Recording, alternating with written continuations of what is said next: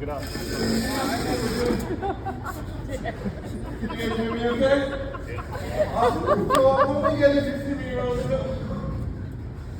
Yeah. Yeah, I call bullshit. There's a table back there that you've been to like 2 or 3 shows. Okay, anyway. So, as you can notice, I have this big scab on my face. The other night, I was coming back from the bar. I got my leg caught in my wheel and I took myself basically into a human catapult. A handy catapult, if you will. A crippled cannonball. And I ended up in the ER. Being a person in my unique situation, that's not the first time I ended up in the hospital, it wouldn't be the last. Specifically, one time when I was about 8 years old, I had a surgery. The left mini calf from the belly button down. My legs were bent up in what I would call a birthing position, and then I had a bottom between my legs, right? So to pick me up, my dad would just grab the bar, put his arm around my waist, and he'd go about a merry way. One of the times he did it, my top half flipped over arms. So I just dangle in there like a disabled suitcase. But that's not even the weirdest thing that's happened to me in the hospital. So, in sophomore year of high school, it started getting these stomach pains. And well, it wasn't my stomach. It was like right below my, well, I call it my gut gremlin, and we were not on good terms. It got so bad that I ended up in the emergency room. And the pain was to a point where I blacked out and I lost cold consciousness. Now, 2 things happen when you lose consciousness. You void all your body fluids, and you lose muscle control. So that meant 2 things.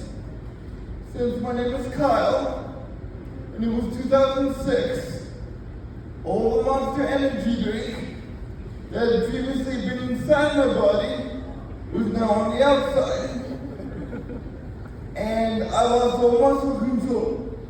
Now I hear what you're saying. Kyle, you're in a wheelchair. This shouldn't be a problem for you. Well, it was. So then, because apparently the good folks at Trinity don't like an unconscious dude in a wheelchair just hanging around their radio, they're like, oh, now would be a good time to see you. So my mom, bless her heart, had to somehow get pea-soaked me straight back to a bed while my whole body's trying to melt into the floor. Once they got me in bed and back to the land of the living, you know what the first thing they asked for was? A urine sample. I told them to get a mop. But then they threatened me with the C word. No, not that C word. So, like I said, I've been in and out of hospitals my entire life. Needles don't scare me. I like the smell of anesthesia. Hell, I even like how bland hospital food is because I'm a white guy and I have no taste buds. Seriously, I think Pepper John's is spicy. But I digress. The one thing about a hospital that I cringe at the thought of is the catheter. Do y'all know how catheters work? Well, I want to see the men in the audience wince. So I'm going to explain it. So they take a tube, although they take a small tube, although in my opinion, not small enough, and they jam it right up your dick hole. Needless to say, all they had to do was send me with this, and I started drinking water like it was going out of style. So, and then they decided they wanted to give me a medication to keep me from passing out again. Awesome, great, good idea. But this chosen medication could only be taken in the form of a suppository. That's right. The same day they wanted to shove a tube up my penis, they now thought it was medically necessary to shove a pill up my ass. If you would have put a mustache on me that day, I could have been a medical Mr. Potato Head. And the worst thing about this medication is it has a side effect of diarrhea. And for obvious reasons, it takes me some doing to get on and off the toilet. So fast forward a couple hours, I'm sitting on a toilet trying to not turn myself inside out. And the doctor comes in with the diagnosis, and he guesses. So the good doctor asked me if I've ever been to Africa. No, because I'm fairly sure handicapped safaris aren't a thing.